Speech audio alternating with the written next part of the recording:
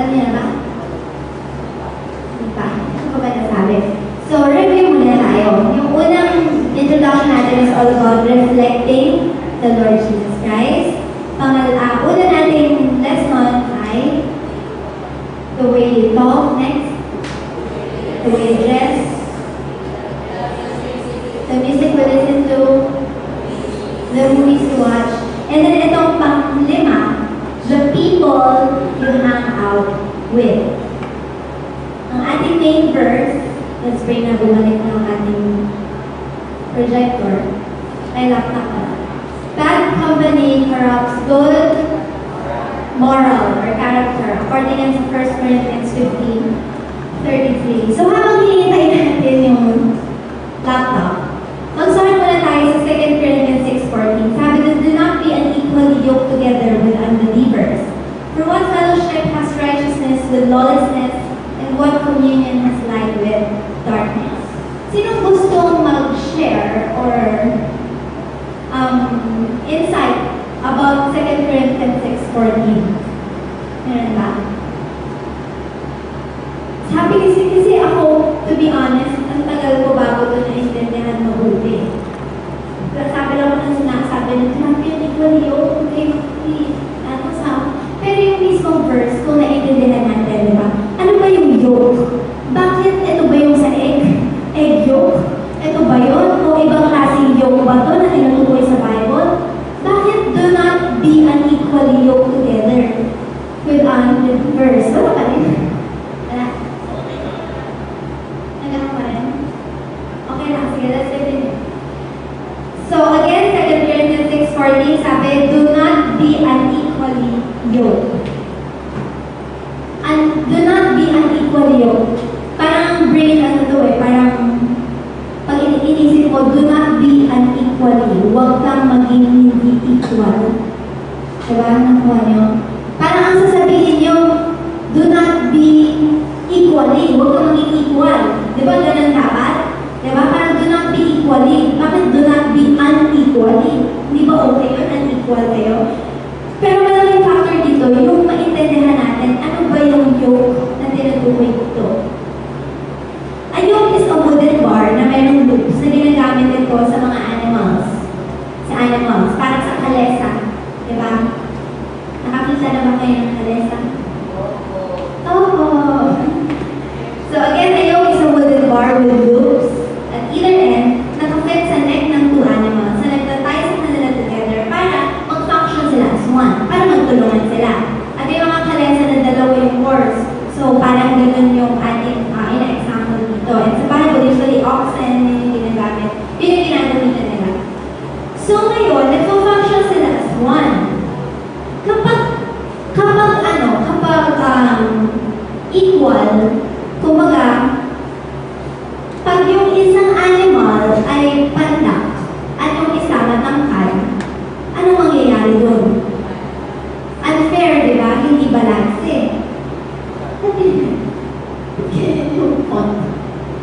Wait lang. Yeah. So, next.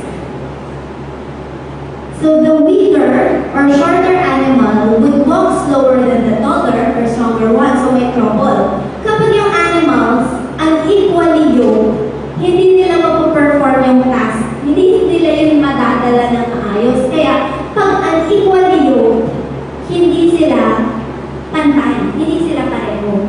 Kaya sinabi sa atin sa Bible, do not be unequally yoked. Huwag maging unequal. Kailangan, pantay ka, yung katulong or companion mo, pantay kayo. Same faith. Same faith. At kung ang companion mo, ikaw unbeliever din, same kayo. Kasi pag unbeliever ka, tapos isang Christian, although good news yun, madadala ka niya or madadala mo siya. So kailangan, unequally yoked, hindi magkaiba. So pag ang isang Christian, hindi siya dapat sumama sa hindi Christian. At ang hindi Christian, better na sumama sa Christian, pero hindi pa rin yun magkakasundo. And makita natin itong principle na to sa mismong law sa Deuteronomy. Do not know when an ox and a donkey yoke together kasi iba sila. So dapat, huwag maging unequal yoke. Kailangan kung tayo may katulong kasama sa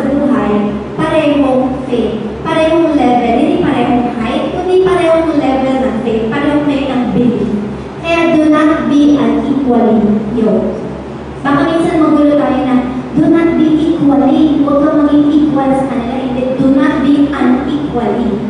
Lagi, wag yung mga sanayan na do not be equally, kasi parang ang dating, do not be equally, huwag kang maging pantay sa unbelievers. Hindi. Yung sinasabi na yung dyan, pertaining yan sa believers and sa unbelievers as well. Maging equally, maging unequally yoke ka, kung pareho Christian, pareho, kung pareho unbeliever, better na pareho. So yan yung main verse sa, yan yung main message ng 2 Corinthians 6:14 na intindihan ko ba natin na hindi ko ba nagulo? Nagulo ba? Hindi. Okay naman. So again, kaya do not be unequally yoked dahil kailangan kung merong magkasama sa mundo na to, companion, fellowship, best friend, especially sa husband and wife, kailangan pareho yung level, yung hindi pwede unequally yoked, hindi pwede hindi pantay or hindi pareho. Attempting to live a Christian life na meron kang friends or companions na unbeliever, gulo talaga ang dating niyan. Kasi mag-doubt ka or mag-iiba yung values mo, kaya delikado. Next. Bad company corrupt good moral or character. So we are known by the company we keep. Kapag ikaw kasama mga drug addict, ano ka? Diba? Hindi mo lang pwedeng sabihin ikaw yung wala lang, sinasama ka lang. Pero you are known by the company that you keep. We also tend to become like the company we keep. Kung sino yung lagi natin kasama, magiging ganun tayo. Pag sa college or kahit sa high school, anumang school, depende yan sa sasamahan ng group of friends. Pag doon ka sa mga cheerleader, may tendency na, siyempre cheerleader ka, may pagka-maarte, yung iba, hindi lahat ka, pero usually ganun. And then pag dito ka naman sa mga musician, kung sumama, mag-i-incline ka lalo sa music. Diba? Pag doon ka sa mga nerd, so kayo yung madalas pagkatawanan. Diba? Parang ganun yung iba-ibang klase ng company, hindi kumpanya na trabaho, pero yung iba-iba mong kasama na makaka-apekto sa iyong karakter. There's no doubt that we become like those people na consistently kasama natin. An example is given sa Proverbs 22, where it says that we must make no friendship with a man given to anger. An example niya yung magugalitin. Lest you learn his ways and entangle yourself in a snare. Kasi matututunan mo yung kanya pamumuhay. Yun yung danger. Hindi natin pwede sabihin, hindi naman, kaya ko naman. Hindi, delikado yun. Hindi tayo dapat mag-take ng risk na makiisa sa kanila at sabihin na, kaya ko naman eh. Youth leader naman ako, kaya kong tangiran sila. Hindi. Kasi si Satan, pag kumilos na yan, manloloko na talaga niya tayo. It is critical that we are careful kung kanino tayo nakikipagrelasyon. Hindi lang naman boyfriend-girlfriend, pero ang laking factor niyan. Ha? Ang laking factor kasi, ba't ka makikipag-boyfriend or girlfriend? It's because nandun ka na sa pananaw mo na posibleng mag-lead yun sa marriage. At kung mag-lead yun sa marriage at unbeliever yan, hindi yun lalo pwede. So, simulan pa lang na pareho Christians. And then, ganoon din sa best friends. Kung meron kayong best friend na unbeliever, tanungin niyo sa rin, yung best friend ba talaga yan? Kasi kung unbeliever yan, hindi siya best na friend for you. So, be careful na although hindi natin may iwasan yung friends sa ibang lugar, like sa school, wala kang choice. Wala namang Christian school na lahat ay all for Jesus, di ba? Pero be careful. Shine your light. Ikaw ang makahatak, hindi ikaw ang makahatak nila. At ito ay isa pang mahirap na gawain. Pero, mahirap man, worth it ito para sa Panginoon na pagtagumpayan natin. Itong parte ito ng buhay natin, yung pakikipagkaibigan. Minsan pa sa pamilya, dahil unbeliever ang family, nahihirapan ka. Kasi sa bahay, hindi mo sila maiwasan. And again, hindi tayo bibigyan ng sitwasyon ng Panginoon na hindi natin kayang takasan. Ma-overcome natin ang lahat ng yan. Di ba madalas natin yung kantahin, you overcome the world, madalas din eh. Kasi nga, nagtagumpay na ang Panginoon. Ayon sa John 16:33, sabi niya na, take heart, I have overcome the world. Yung nahihirapan ka na mag-shine ng light sa mga barkada mo na unbelievers, pero kaya ko yan para sa'yo, basta hayaan mo ko. So dapat, yun ang ating faith. The seriousness ng principle na to, mapag-aaralan natin sa maraming verses. Yung example lang to. Sa 1 Corinthians 5:9-11, makikita natin yung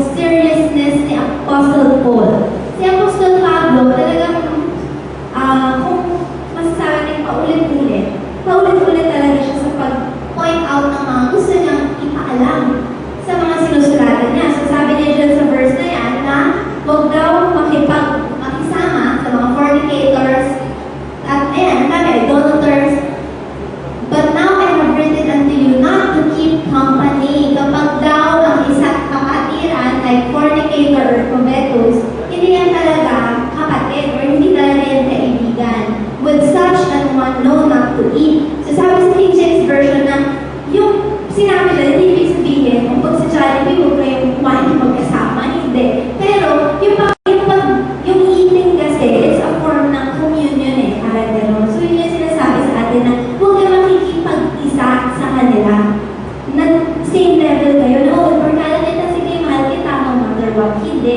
Merong wall na nagsiseparate sa inyo na I love you with the love of the Lord, pero kung mag-remain ka sa sinful ways mo, hindi tayo isa. Magkaiba tayong dalawa. At yung wall na yun, na huwag mag-break, kung ikaw yung mapupunta sa Kanya, pwede yung mag-break kung siya ang mangatak mo sa Panginoon. Amen? And then, nandito pa yung ibang verse in 1 Corinthians 5:9. Huwag daw makipag-associate sa sexually immoral people dahil pag sumama ka sa mga ganyan tao, maa-adapt mo ang ways nila. Ephesians 5:7, may tinutukoy din, refer to the unbelievers, do not be partners with them. Ephesians 5:11, have nothing to do with the fruitless deeds of darkness. Abstain from all appearances of evil, sabi ng Panginoon. So, kung ibang tao, gumagawa ng masama, umiwas ka sa kanila. Next. So, last, the Bible reminds all Christians to be careful na huwag nating magaya yung kaparaanan ng mga unbelievers at maging cautious. Kumbaga, alerto ka kapag kasama mo sila. But the Bible, however, does not command Christians na huwag makipag-usap or to never be around them. Amen? Diba? Hindi naman ibig sabihin, pag may schoolmate ka or group of friends ka na nakakasama, I don't want na tawagin yung friends eh, siguro mga kasama, kaklase mo, ay hindi naman bawal na makipag-usap sa kanila or sumama sa kanila kapag aalis sila, ganyan. Pero yung pag-balance natin, kailangan maging maingat talaga tayo kasi, again, ang hirap kapag tayo nangatap. Hindi tayo pwedeng magyabang na kaya mong pigilin na hindi nila ako mangatap. Pero hindi mo napapansin unti-unti yung expression nila, nakukuha mo na, yung pananalita nila, the way they talk, the way they dress, nakukuha mo, the music they listen to, nakukuha mo, and even the movies that they watch, nakukuha mo. Hindi mo yan napapansin, unti-unti yan. Ganyan ka galing sa kasamaan. Si Satan magaling yan eh, magaling ang loko. Ganyan siya katindi, kaya kailangan talaga natin mag-ingat. Kapag kasama natin sila, huwag mong tagalan. Do not be with them ng matagal. Limited time lang, kasi pag matagal, masasanay ka na siya. Sa hanapin mo na sila. Mamimiss mo yung worldly friends mo. Diba? I can say na hindi yun tama. Kahit na sabihin mo na hindi naman sila salbahe, actually wala naman silang bisyo. Pero kung hindi ka nila nalalapit sa katotohanan ni Lord Jesus, limited ang time with them.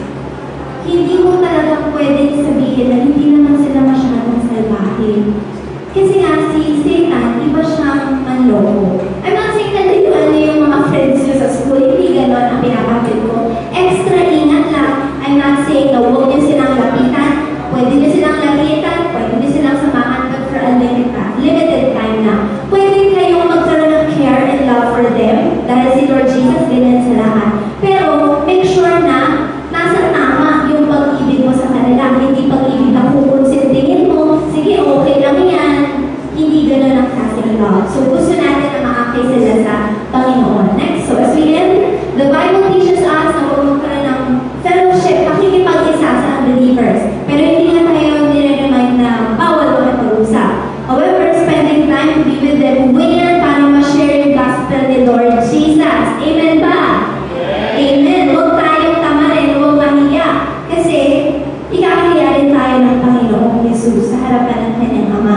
Mark 5:16, let your light so shine before men. Di ba pag kinakanta natin yung mighty to save, feel na feel natin? Shine your light and let the whole world see for the glory of the risen King. Shine your light na makita ng buong mundo, lalo na yung mga tao na lagi mo napapaligiran, para makita nila at mag-glorify ang Panginoon. And in Mark 16:15, Jesus is also instructing us to go into all the world and preach the gospel to every creature. In our small or big ways, ipahayag natin ang Panginoon. Maging proud tayo na nakikita si Jesus sa atin. Huwag tayong mahiya. Ako dumating din time na yan. Nahihiya ka, Christian ka, na nagsisimula ako na hindi ko pa alam kung paano ko makikipag-usap sa dati kong mga klase, na paano na ngayon, yung like nagkita kami one time, and then let me share lang naman very maikli, na nagkita kami, and then parang nagbibiro sila na, "Uy, mo, di ba dati ganyan?" Hindi ako parang, hindi na ngayon. Parang, hindi ko yun masabi talaga, pero tahimik lang ako, and then the whole time, parang sabi ko is, hindi ko pa kayang mag-light ng shine. Mag-shine ng light pala. Hindi ko pa kayang i-shine yung light ko. Kasi that time, hindi pa naman ako sobrang mature sa aking faith. Pero now, sige, snippet, sige, panoorin yung snippets ko, may lumilipad-lipad pa na daw, sige siya dun, napupunta pa ako sa Boracay, sa Statue of Liberty, yan ang ko napupuntahan. Sige, pinapanood nila, and yung iba, nilalike naman. So, syempre may part sa'yo yung umpisa na mahihiya ka kasi iisipin mo sila eh, part yun ng pagiging tao natin eh, lalo na pagiging youth. Pero, I can say na na-overcome ko na yun. Although I'm sure meron ka, darating pa yung time, like si Peter, matatakot ka, mag-deny mo. Pero, dumating naman ako sa time na na-share ko talaga yung aking faith. Nasabi ko na iba na ngayon, sabi ko na ganito nga yung nangyari sa akin. And then, mature enough naman sila, hindi lang spiritually mature, pero hindi naman tulad ng high school na KJ mo, asaran, hindi naman. So ngayon, alam nila na Christian na ako, and hindi na ako katulad ng dati na kung paano silang kumilos, like yung talagang mga arte kung mga arte, di ba? Tapos mga nanlalakit, gano'n, tapos basta careless na mga words. Nag-e-enjoy, although wala namang bisyo yung mga friends ko, wala namang, hindi naman gano'n. Pero kasi yung simpleng masamang ugali, masama yun eh. Hindi naman kailangan maging lasinggero, naniligarilyo o adik ang isang tao. The fact na ikaw ay walang Jesus, tapos pareho ka lang sa mamamatay tao, pareho ka lang sa magnanakaw, lahat tayo makasalanan. Kaya nga, naisip ko tuloy na somehow ma-share kong faith ko sa kanila, and hindi man sila mababago agad, pero unti-unti, nagsashine yung light natin. Kaya let's strive na makita ang Panginoon sa ating mga buhay, preach the gospel, and spending a lot of time na sa kanila, like yung reminder ko kanina, binibigyan natin si Satan ng time na tempt tayo. Like for example, atin ka sa shopping, let's say shopping, hindi ka na dapat pumunta sa mall. Hindi mo pwedeng sabihin na mag-window shopping lang naman ko kasi lumalapit ka sa temptation. Ang dapat mong gawin, huwag kang pumunta sa mall. So, ganun din sa ating buhay when it comes to pakikipag-isa sa mga tao, having friends, or the people that we hang out with. Kapag lumalapit pa tayo palagi, binibigyan lang natin si Satan ng chance na maloko tayo. Kaya, huwag nating baliwalain. Kailangan, konti lang, limited time with them. Okay? Limited time lang. Hindi walang time, pero limited lang. Ay, doon pa tayo sa kanina. Excited to experience. So as we do this, we must be self-controlled and alert. Bakit? Because our enemy, the devil, prowls around like a roaring lion looking for someone to devour. So si Satan, naghahanap siya ng mabibiktima niya. Hindi lang unbelievers, mga Christians ang gusto niyang biktimahin. Kasi yung mga unbelievers, safe na siya dyan eh. Unbelievers yan eh. Yung mga may Jesus gusto niyang alisin pa sa Panginoon. Kaya tayo ang mas mag-ingat. Bilang mga Christian, mas tetempt tayo, mas matutukso tayo. Madadagdagan lalo nga yung problema natin kasi parte ng sufferings ni Jesus. So madadagdagan yung ating mga problema at yung mga temptation na kakaharapin natin. But the Lord is reminding us na lagi natin siyang kasama. So sabi ni Apostle Paul, next slide, binigyan niya tayo ng reminder pa rin at the end of that chapter. So ulitin ko sa 1 Corinthians 15:33, chapter 15, bad company corrupts good moral or character.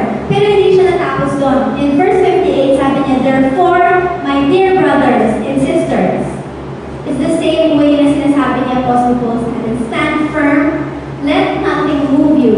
Always give yourselves fully to the work of the Lord because you know that your labor in the Lord is not in vain. Amen? Amen. So yung mga struggles natin,